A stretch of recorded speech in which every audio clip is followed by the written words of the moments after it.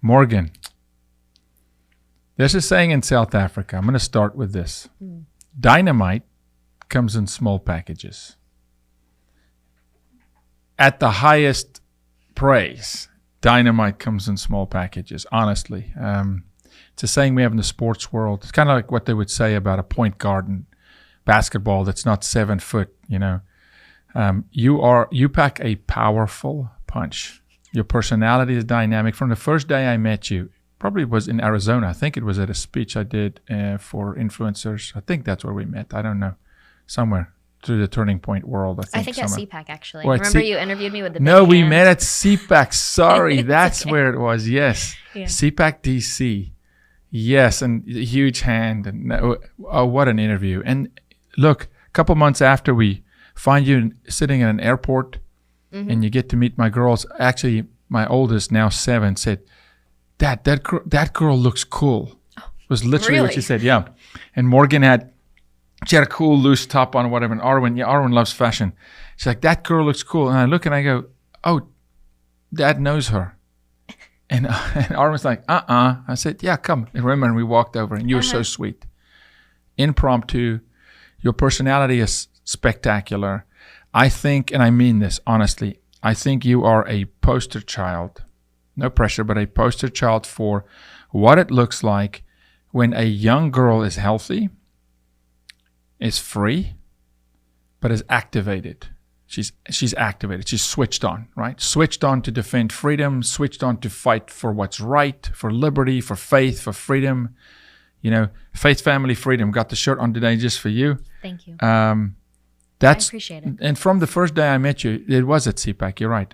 It was at CPAC, and I was struck by this is a little dynamo, you know. So, welcome to the bottom line. Thank you. I really appreciate it. And like you said, when we met at CPAC, I knew who you were, and I remember the guys who were trying to interview me. They said, we have someone, we want to bring him over and we're going to have him interview you instead. And they didn't realize how much I had looked up to you and had never met you before. So it was a great moment for me. It was my first time going to a political event, really. I got invited to speak on the main stage, I think CPAC 2020, right before COVID started. That's right. It's the week before COVID started. Yeah, I and think. so it was a whirlwind for me. It was my first time, and the fact that I got to meet you was really a highlight. So this is full circle now. Thank you. Well, thank you for saying yes to come on the show.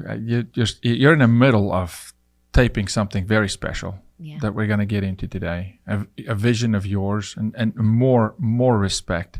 You know, I'm a visionary, and we tackle big problems. Our organization, huge problems, child sexual exploitation and all these kind of things. And these are demons. I mean, these are dragons we're facing, and you need vision to go after something like that. You stand for some big things. I mean, you're tackling things way outside of what the mere, I won't mention the years, but the mere years you've been on planet Earth. I would say you were born just the other day, you know.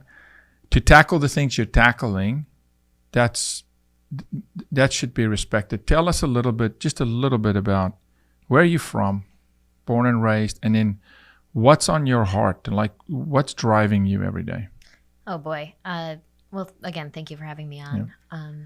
You know this, a few people know this, but it's weird to me because my following has gotten quite big over the last year or so.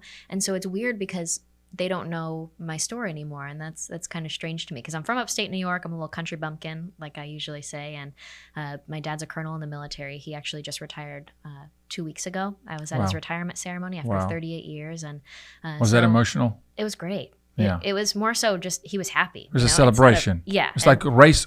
Well done. We ran this race till the end well. Yeah. It's more so just like gratitude. I was thankful, and I got to pin him. My dad and I are really close. And so I went to Utah for his ceremony, and I was the one that pinned him. And then we just skied, and we had a good time. We're outdoorsy people.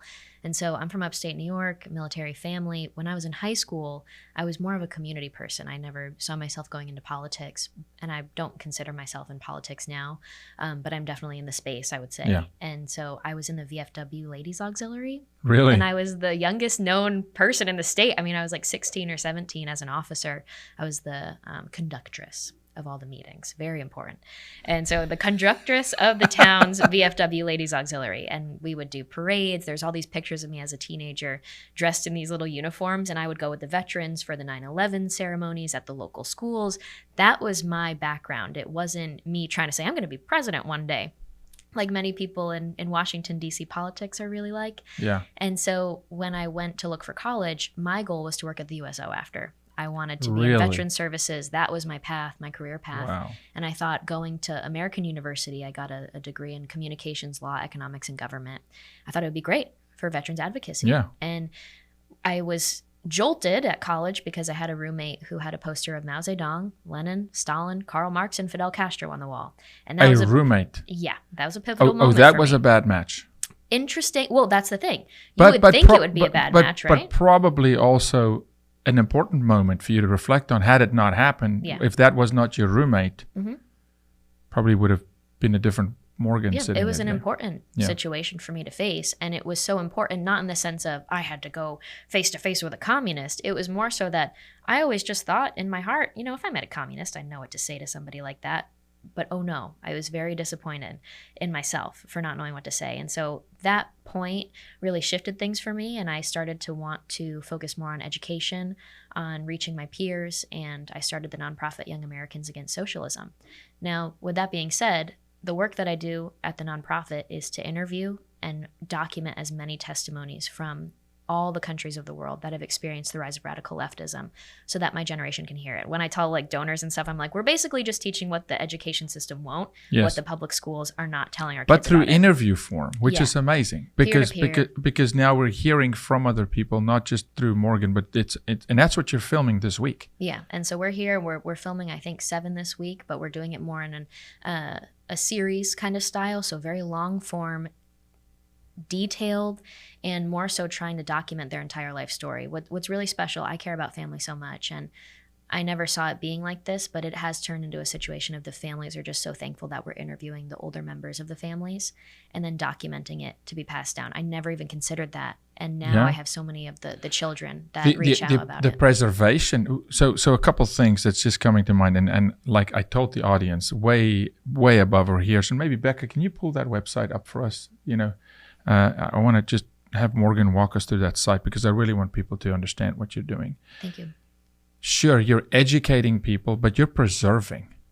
It's a preservation, and you're actually shooting in this amazing vault with this history, right? Mm-hmm. I mean, we got writings from Adams and founding fathers in that vault, but you're preserving not just for the family, but you're preserving these stories. Looking at Gen Z, which I think you're either right on Gen Z or you're last millennial. I think you're right there. Yeah, I'm like the first year or the last year. Yeah, right. You're in that crossover. Mm-hmm.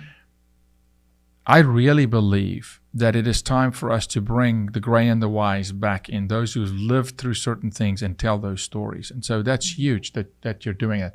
This is the website. Walk me through this just a little bit. What can people expect when they arrived at Young Americans Against Socialism? Yeah, I mean, so it's kind of funny. We have the site up. This is just a shell, and it's actually symbolic of what really the last 2.5 years have been.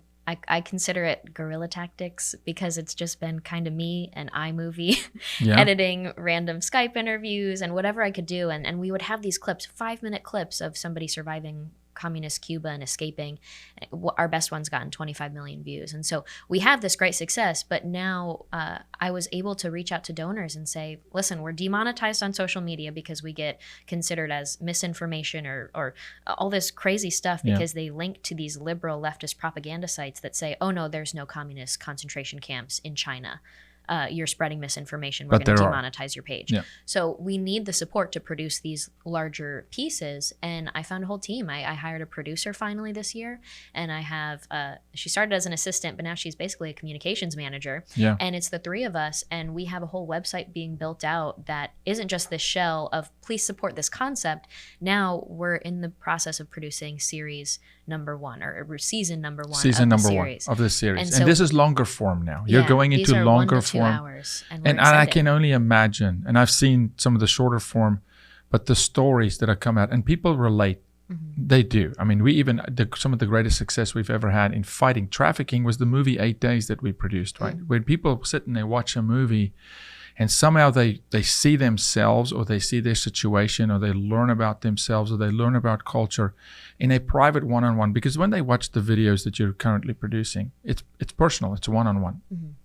Gen Z will look at it on a phone or a laptop, but there's a personal engagement there, and you can really educate and move the needle significantly, I believe, through that format. And it's casual, but not only does it sound like a good idea, it's also proven. I mean, if you look at the effectiveness of leftist messaging, they have no stats, history, data, anything on their side, but they have that emotional messaging. So we need that, and that's what testimonies bring. But also there's a study from Michigan State University that I found when I first launched the organization, and it said the most effective way to change a young person's heart, or to expose them to an opposing viewpoint and get them to understand the importance of it for them, the people around them, and the world around them, it's not hearing it from a parent or a professor, it's hearing it from a peer. And so that's why we want that casual, long-form conversational style. And it's really a blast. So this is kind of representative of what we're at right now, and we are literally producing season 1, and we're really excited. I mean, literally we want today, it to be a resource, we pulled you away. Archive. We pulled you. Yeah. You were so kind. We pulled you out of shooting, and you're working your tail off, talking about you're in a culture today. I want to get your opinion. In a culture today where I find like service has gone down the drain, work ethic has gone down the drain. The respect and honor of keeping a job, even if it's a minimum wage job. I was raised by a single mom in South Africa. I mean, you had a job, you keep it. South Africa's unemployment has reached 50%. So when you have a job, you work. I would look at you in that same age bracket, just came through COVID as well, and you have fun when you work. Like, it's a joy for you. Recently you posted, Becca, I don't know if you can pull up Morgan's Instagram, but recently you posted singing. Oh, yeah. And you were doing something. For those who don't know what this girl does in her spare time when she's not preserving history and talking about why we're such an amazing nation, why freedom is paid for and we should defend it. You do something interesting, you and your dad. Yeah, so when I was in college, I had a little bit of debt that I had to handle, and my dad and I sat down and we figured out what we could do. And we had been making wooden American flags for fun, because we saw how to do it on YouTube, and we started making them, and we would donate them to the VFW fundraiser. So here on screen, you make these flags, and I encourage people, you go to Morgan Zegers' Instagram. You can either find her on my page or go for Zegers, and it's on the bottom of the screen.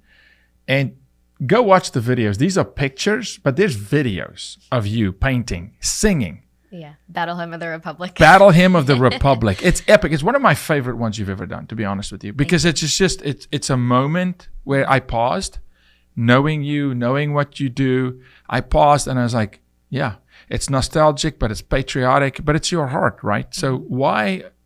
I know it was an idea to maybe settle debt, but you could have done anything. You could have said eliminate. Why the American flag? So we had just been doing it for fun, but the more I got into this field of work in general, the more I saw the problems in the country. There's something just really special about handcrafting the American flag. And not only that, but you're then selling it to people who are specifically buying it, maybe to support you, but most importantly, they want to have the American flag hanging in their home in a very special way. And that's the serious aspect of it that I take. It's just really an honor in that sense to know that people are doing it to show their pride in the country. So I really am appreciative of all of it.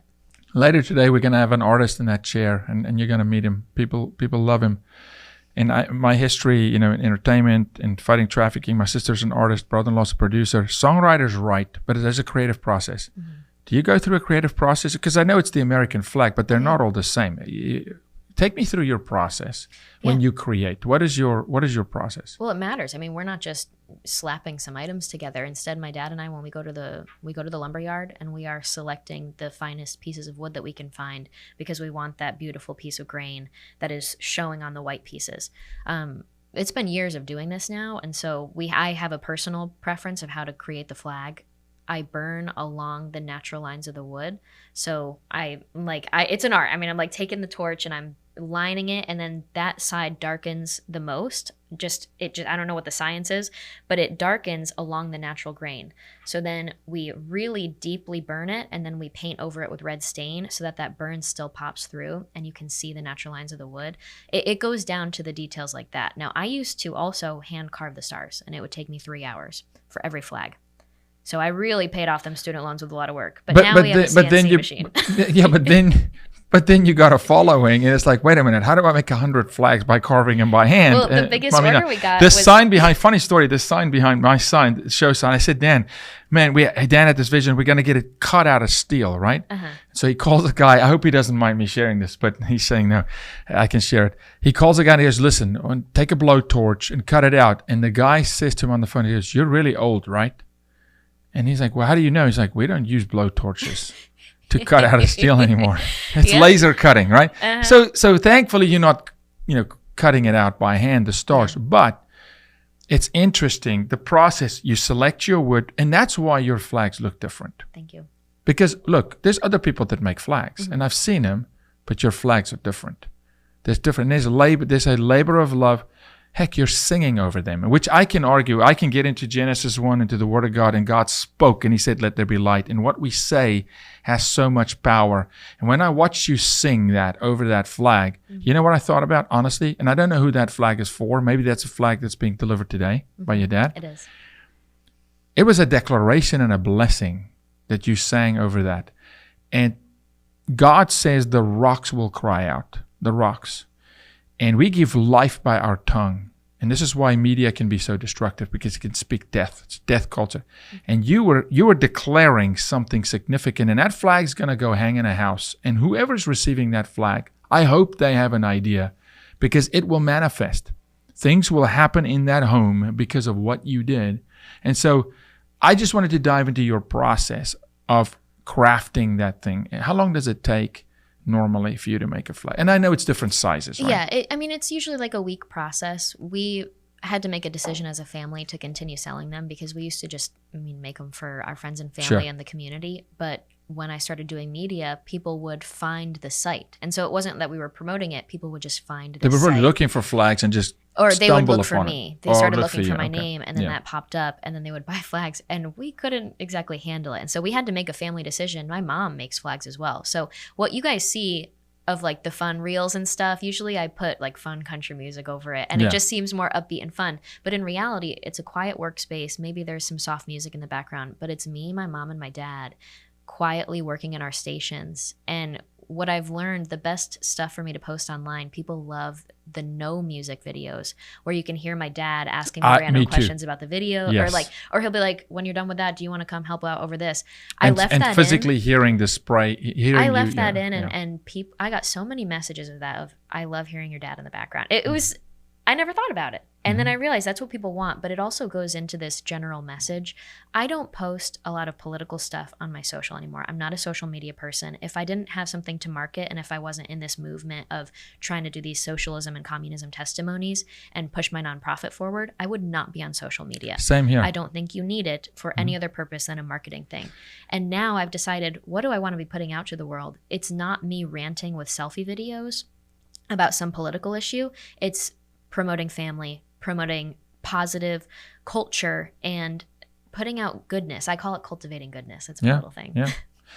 So you may be surprised. I have never in my life signed on to Facebook. Not one time in my life. Couldn't care. There is a Facebook page with my name on it. I didn't create it. Someone on our team did later on. I think my wife did at one point. When we started, we've been fighting the sex trafficking battle for a long time. And when I started realizing, okay, wait a minute, we can use Instagram as a tool. There's not a single thing on my social media that's not about fighting sex trafficking, restoring the family, and restoring God's character. And so for that same reason, yes, it became a tool.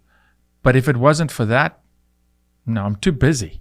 There's too much boots on the ground work to do, and so I resonate with you with that on social media. What are you calling this series? Did you change the name of the new series that you're filming? We actually can't decide a name yet. It Okay. just And we haven't discussed this, right? So I mean, I had a feeling in my spirit. I promise you, I'm sitting here. I had a feeling because I'm just praying as I'm sitting here. Just so you know, I'm praying through where do we take this conversation? Because I really want people to see your heart. I mean, because I think when people see you on social media, they go, "Man, she's spunky and she's fun," and it's and you know that video on the porch where you did the dance move or whatever, and you fell. Oh no, on the was it rollerblades or roller skates? It was roller skates, right? Retro. See, I watch your stuff. Thank you. You're gonna think Jaco's always watching. I'm watching. You fell. I like. There's nothing cuter than somebody that can take themselves lightly and make fun of themselves and enjoy life, right? Yeah. But there's real depth, and that's what I want people to get out of this interview. There's reason behind these things. It's not just flipping, not just making flags to make flags. I felt like you were still thinking about the name of the series. Yeah, we think about it every day. And we ask ourselves the same question of, okay, so what are we doing? We're archiving it, we're documenting it, we're spreading it, we're preserving it. We go through it and educating. Like what we're trying to do is so clear. We know it, but we just can't get the name yet. And there's no rush on it. This is something I don't know what it is, but I just feel so peaceful now. I don't believe in hustle culture. I don't believe in a lot of the stuff that for some reason my generation is just obsessed with. And so I'm very much at peace. I've never had employees before, and I brought on Allie and Grace, and from the moment on I was like, if it's a Saturday and Sunday, please do not feel the need to talk to me. And I try and set boundaries for them, not for like, don't talk to me at certain times. But I was like, we are doing important work right now. Yeah. And we most importantly though believe in family and believe in a healthy lifestyle. And so the last thing I want is for us to feel negative and stressed as we're supposed to be doing such important work and telling these stories. And so I want you guys to feel in a good spot. And I think when I brought them on and said that, it just put us in such a great place that we all feel at peace. We don't feel rushed on this name because we know how important it is for us to get this right. And so if you have any ideas after this, I love what I'm hearing because it is. And I'll go back to it. God's burden is light and his yoke is easy. It's light and easy. Yeah. And if you know you're doing what you're supposed to be doing, it will come. Yeah. Do not press it prematurely. And because when it comes, it's going to be magic. It will be phenomenal. And so for Grace and Allie, because I know, one of them's watching and right now live and the other will see it later, just be peaceful about it. The work is so important and let it happen. You don't have to make any of this happen. I mean, this is literally a Gideon's 300 moment for you of like, when I pray for you about this, my prayer would be, shut the wrong doors, God, and mark them clearly. So many people pray for open doors, right? I have a different philosophy. God says, I knew you before I crafted you in the womb. I've set your inheritance aside. I don't have to ask God for open doors. The doors are open. Show me the shut ones so that I don't waste time trying to open a door that's not open, right? That's shut. Oh, right? And that's what I've learned. I joke, have you heard the song Drop Kick Me Jesus? Yeah. I used to joke before I knew that song existed that like sometimes I need to get drop kicked out of situations because in my heart, this is a problem of mine. I always confuse what it means to be full of grace and understanding and not judging others. And then I get myself in pickles because I should have been more strategic in my choices. And so I'm trying to be better about that and understanding the differences between boundaries and having grace and trying to be understanding. And so that's a big part. God closing doors, I think, is really important. And I will say with the girls too, I always try to talk about this now. It's an uncomfortable subject, but the culture of what we expect from women these days, I think, is disgusting. Yeah, absolutely. There's so many levels wrong with it. But what makes me really excited, and I don't know if I told you. So my first job out of college was actually in advertising. And it was my only time working in a corporate job. I worked in Boston. And I started the nonprofit just as a side project while in the job in Boston. And I was so shocked by my first experience of boss babe culture, and more specifically watching the women who were engaged or married literally planning out when they would like to get pregnant or try to get pregnant based on their work schedule 100%. And vacation time. Yeah. Not only that, but then the women that were pregnant were staying at their job as long as possible so that they could have a few more days with their baby before they gave birth or after they gave birth so that they could have a little bit extra time before having to go back to work. That disgusted me.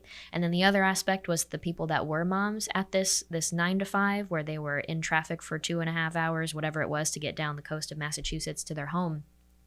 they were so unhappy with the schedule, and they felt like they were never accomplishing it, and they were never able to do all the roles. And a young Morgan at 21 saw this and said, okay, this is not for me. What could I do, though, that still has positive impact on the world around me? What could I do that lets me feel fulfilled, but also would allow me to be family-oriented most? Because I want to homeschool my kids. I want to be, most importantly, a homemaker. I think it's an art. And so there's a whole world of girls out there that think this now. I'll tell you, again, I'll just go back. Women have influence. Mm-hmm. My wife wrote a book, Women of Influence, did very well and still doing very well. Women have influence, whether it's Esther standing in front of a king moving a scepter or Delilah cutting the power of a guy in Samson. Women have influence. And we have misappropriated and misunderstood women in this culture. I was raised by a single woman. So for me, women walk on water. If they love Jesus, I mean, they can do no wrong. They are powerful. The potential is incredible. Mm-hmm. The lie is that there's some sort of a glass ceiling. There's something to prove. No, by design, the attack on women, and this is why I say it all the time, you don't hear often, oh, it's easy to be a man. You hear, oh, it's easy to be a woman. Mm-hmm. No, it's not. It is the toughest job on earth to be a mom, to be a homemaker, which means schedule, stability, structure. Mm-hmm. If I go on a trip and I come home, Philippa, my wife, will tell me, don't mess with the schedule. The kids have routine, their schedule, their structure. Guys don't do that. Women, you're like glued to society. Plus, your brains connect everything with everything. Mm-hmm. You know, we compartmentalize as men. Men were designed to go hunt, and if we don't hunt for food, we're supposed to go hunt evil. But we need incredible insight and wisdom from women. So I'm so young. So we homeschool, right? Yeah. And we look. Many will say we're a radical family. I'm from South Africa, so I always just blame on it. Hey, I'm from Africa. Mm-hmm. And people go, okay, I guess it's weird in Africa. My kids have not had a single vaccine in their life. Not one. Why? Because I'm from Africa. And in Africa, with all the diseases we have, Ebola, West Nile, crazy stuff, right? There's only 17 vaccines for kids from birth until they're 18. In the US, there's 72. I go, wait a minute, something's wrong over here.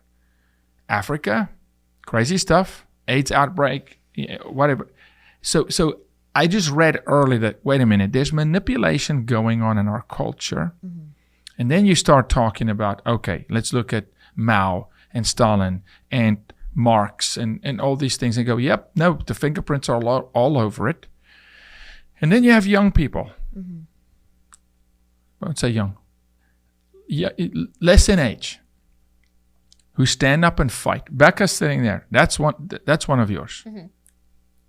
That's your tribe. Mm-hmm. Your age, your tribe. She's one of yours. Super smart, intellectual, and I think we really need to appreciate and preserve those who are late millennials and Gen Zers who are saying, okay, no, we come from someplace. We are free because people fought. We need to preserve this amazing nation, this God-fearing nation. So that being said, you were raised in a military family. Mm-hmm. Did faith play a role growing up? So this is actually interesting. My family wasn't very religious. And then when I went to college, I went to American in DC, and I started having to go to church on my own because I wanted to. Now this is where... In DC? Yeah, so it was interesting. And by that I mean I started going to the historical churches around the town. And it was an adventure. I mean, for someone who's never been to church before, it is hard. And this is something that I faced where it's kind of judgy. I mean, I was nervous because I didn't know what the protocol is. And I really wanted to be there, but I also felt very uncomfortable in many settings. And so I made it a little mission. I would go to places and try and feel comfortable and see what would be mine. Now, I only was in DC for 3 years. But that was my journey. And it was really strange because, like, this is kind of cheesy, but like praying, I had never seen someone, like a visual of someone praying at night. And so I didn't know what the proper position was. And like my feet were hurting because I was like, have you ever done that? Yeah. Do your feet ever hurt after you're praying? And I'm like, maybe there's a different position, but I didn't know. And so that little stuff, I laugh at myself in that way because it's like, ow. And then I would like roll my ankles after to try and feel a little bit better. And so it's been a fun personal journey of mine. That being said, I mess it up all the time. I'm actually trying to read the full Bible right now, and I've been doing like a few chapters a night, but I mess up and it's super embarrassing, but I roll it off pretty easily. I met a guy named Malachi once and I was like, that's a cool name. Where's that from? Yeah, he's so it's those little things. Actually, the Malachi you met, I think he's a friend of mine. Yeah, and so with that situation, I was like, oh, I knew that, and so I just try and give myself some. I think you're leeway. I think you and you should. And look, we'll have continued conversation. There's not a particular posture to pray. Mm-hmm. It's a personal relationship. Yeah, and that's the beauty about this thing. You know, it really is personal, and it's rich. Mm-hmm. It's got life in it, you know, and it's man, we can talk for days about this. This series, season 1, okay, the interviews. Can you disclose a little bit of some of the countries you cover? Oh yeah, okay. I mean, right after this, we're interviewing a woman who she was in Falun Gong in China. That's not allowed in communist China. There's a whole history behind that, but basically in any communist regime, religion is very persecuted. Let's just say that if you're religious, and that's because they either kill you or they put you in camps or they exile you from the country, and that's because you pose a threat. If you believe in something greater than the government, and by that it might be your family unit or your God, whatever it is, you pose a serious threat because you have something to stand up for and defend and fight for, and they hate that, those communists. And so that's just one of the religions that's persecuted right now in communist China. But she was sent to a concentration camp that they have there. She was tortured. Her story starts with being tortured for 8 hours by being forced to squat. Just squat for 8 hours. Yeah, but when you arrive forced, at the camp. Yeah, it's abuse. And it's mental deterioration. Mm-hmm. And so she explains you're either tortured for the day, sleep deprived that night, or instead of that, you are sent to work in a factory where you're often making American goods. And so it's legit. Now, the problem that we face is that we do a story like that, it'll get marked by social media as spreading misinformation, and they cite China-friendly sources that say, oh, there's no concentration camps in China. To debunk or devalue her personal testimony. Mm-hmm. You keep going. Again, the Word of God says, by the word of their testimony, they'll know. What is your process of finding the people? I mean, because you're going to continue going. Yeah. FYI, my grandmother escaped the Holocaust. Yeah. Maybe you should do an episode with us. We have family members. I tell you something. She's with the Lord, but it's interesting stories to know what happened in Poland and what really happened. And, you know, when you really dive into Hitler's history, you know, it's amazing. What's your process and your team, the other girls, of finding and selecting your stories or those who are being interviewed? So we've been doing this for a while now, and it used to just be hard to get in the communities. But this is really community level word of mouth at this point. Where it's just referral. Yeah. So, I mean, once you meet someone in a community, they've got a plenty, and that's when things get easy.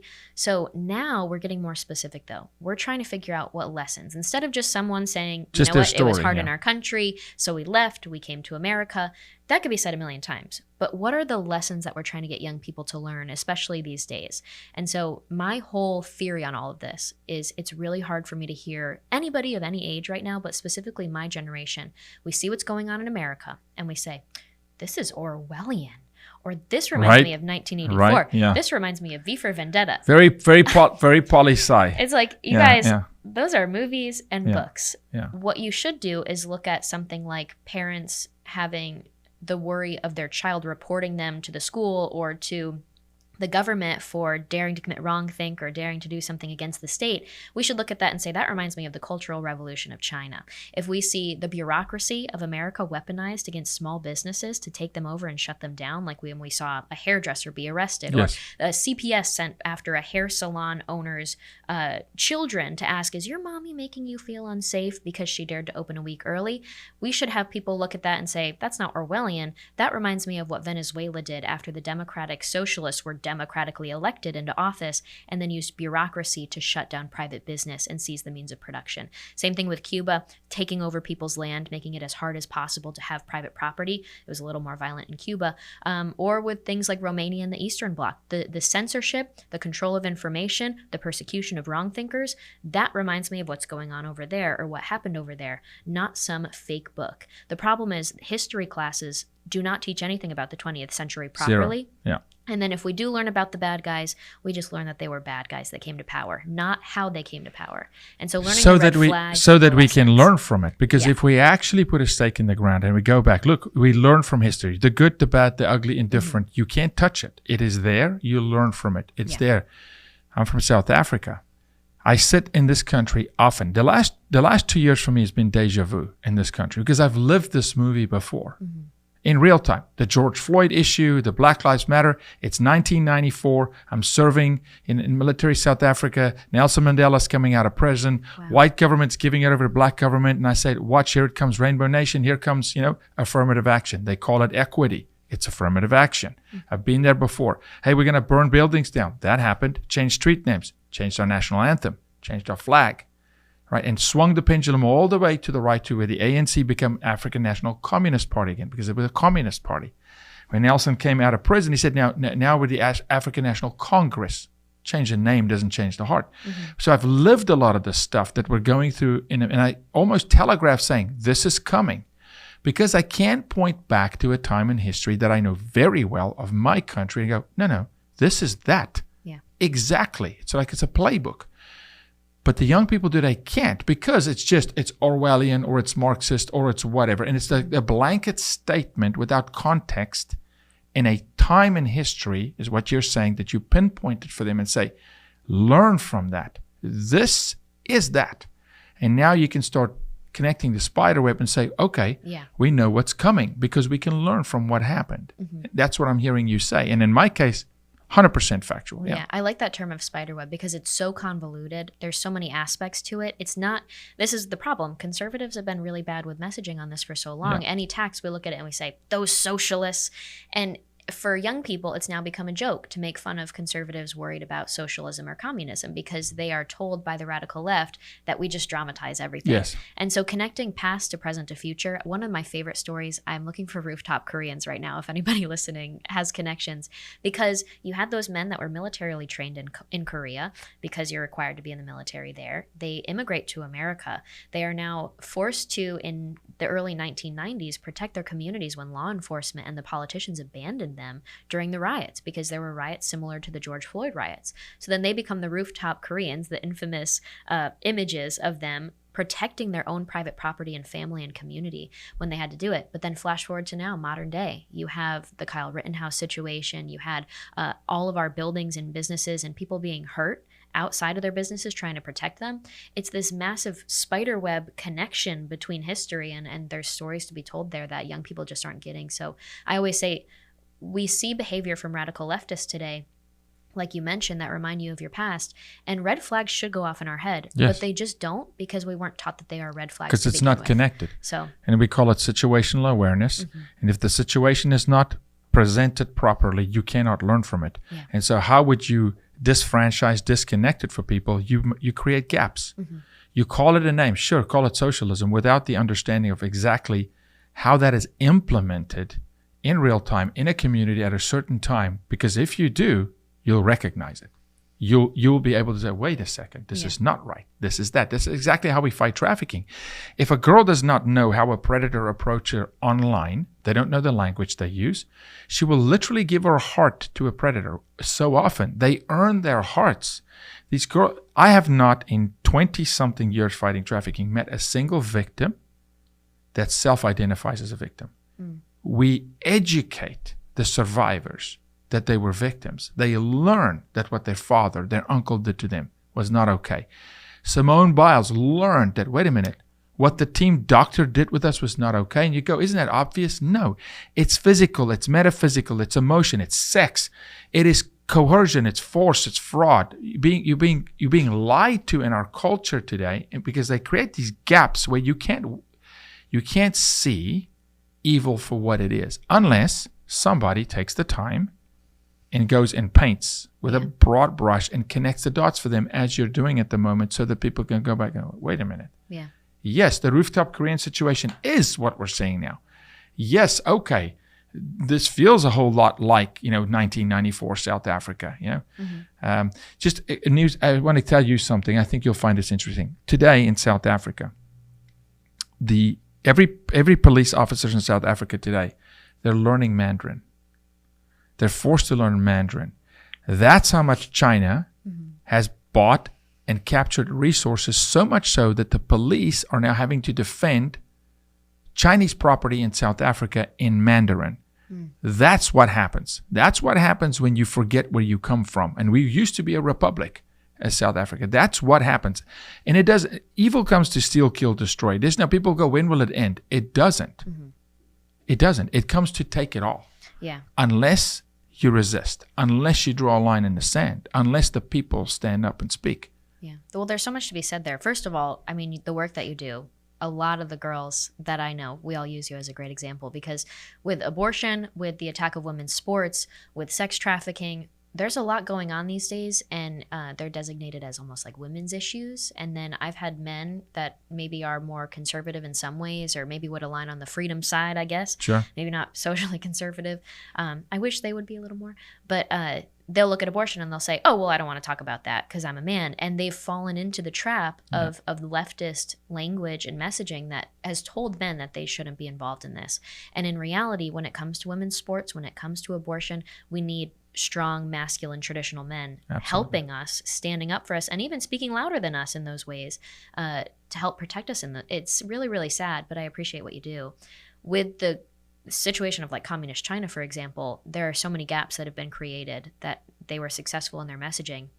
Now we don't compare the China of the 20th century to the China of the 21st century. And that's one of the biggest problems, I would say, because we don't see China today as the same China as the Cultural Revolution and the one-child policy and everything that happened in that sad, sad situation. Same thing with Venezuela. I mean, it's now become a joke to talk about Venezuela because the left was so good at making it a joke and a laughable thing for conservatives to bring it up as an example, when in reality, it's a great example of democratically electing someone that will then seize the means of production and derail the country. So much to learn, so much to dive into. I want to keep my promise to get you out here on time. Right before I do, I just want to remind the folks, Patriot Mobile is the only Christian conservative cell phone carrier in the U.S. They share your values. They go to the border with us. They literally help us rescue children. They fed the law enforcement and ranchers on the border. Check out Patriot Mobile. Dial 972-PATRIOT and mention the bottom line for free activation. It's time in our country that we vote with our dollar, that we support those that we know support our values. So check out Patriot Mobile, 972-PATRIOT. Morgan, tell us where to find you best. Oh, where to find me best? If you want to just find me, it's probably on Instagram. Like I said, I don't like social media. I don't use screen time much. But if you want to stay in touch with me, that's really the best way to do it. So at morgan.zegers. But for the nonprofit work, all of our work will be at fightsocialism.org from now on. The season will release probably in a couple months. We're not exactly sure. Can people support you there now? Can they? Is there a way for them to support now? You can donate at fightsocialism.org. Thank you for that. We appreciate it. Of course. And like I said, we don't believe in wasting people's money or anything, but this is really important. And our videos right now that could have been funded by monetization because they go viral, and that's usually the process. Big tech is against us on that, and we've been demonetized for daring to share the truth. So your dollars help us just produce the episodes. So we really appreciate that. And if you want my flags, my family and I make the flags in the workshop, and we do the singing and everything, and it's at zegersfreedomflags.shop. So those are really the core ways. Zegers Freedom Flags, flags plural, right? Mm-hmm. And we'll put it on the screen, zegersfreedomflags.shop. I am asking people to support you in everything you do. Definitely support by giving. We need these videos produced. Our team will be praying over you and the two amazing women that walk this path with you. You're aligning yourself with amazing people because you're right over here. Mercury One, Glenn Beck, Blaze, Tim Barton, David Barton. I mean, that room you're sitting in, I like it better than the Smithsonian. It's an honor. It's phenomenal. And they let me put everything. Like I had a ring on my finger. I put it on my wedding finger, which I was joking around. Yeah. But it's George Washington's hair. I know. In a ring. His hair was given to Alexander Hamilton, and they put it in the ring braided. And so they Have you seen David's oil lamp? What? We'll show you. King David from the Bible's oil lamp. Okay. It's probably 20 feet from you. Okay. literally haven't preserved. seen that No, it's one. incredible. But that's the the stuff. point of the room. I mean, it's amazing. But what I want to tell people who's watching, we always, whenever people donate to a cause, they wonder, well, where's the money go? And are they good people? I'm telling you, this is a dynamic human being that I don't know if you know it, but God chose you. He's called you to a mission, the women with you. You're aligning yourself with some of the best people in America. David Barton and Tim Barton and Glenn Beck. These are amazing human beings. Suzanne Grishman at Mercury One, JP, the whole team. It's going to be excellent, and I want people to support it. I want to stay in touch always. We're always here for you. We're praying for you. Thank you for this interview. I know many, many, many people will be inspired, and hopefully they start supporting you. Thank you. Okay. God bless you. It. Thanks, Morgan. See you guys next time.